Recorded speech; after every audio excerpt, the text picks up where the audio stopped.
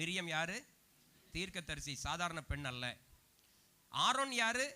பிரதான ஆசாரியனுக்கு தெரிந்தெடுக்கப்பட்ட முதல் பாத்திரம், மோசைக்கு அண்ணன்.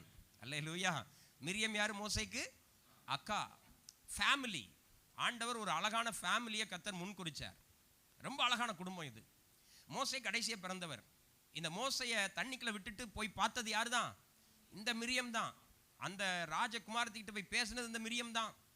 மோசை திக்கு வாயும் மந்த நாவுன்னு சொல்லும் போது ஆண்டவர் அவனுக்கு வாயா கொடுத்தது யாரு தான்? இந்த ஆரோன் தான்.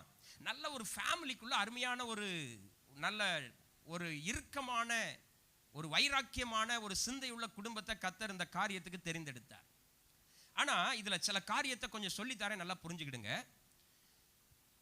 இதுல தண்டனை ஒருத்திக்கு கிடைக்குது, ஒருத்தனுக்கு கிடைக்கல. தண்டனை யாருக்கு கிடைச்சது? அப்போ ஆரோன் என்ன பண்ணாரு? அப்போ ஆண்டவர் பட்சபாதம் உள்ளவரா?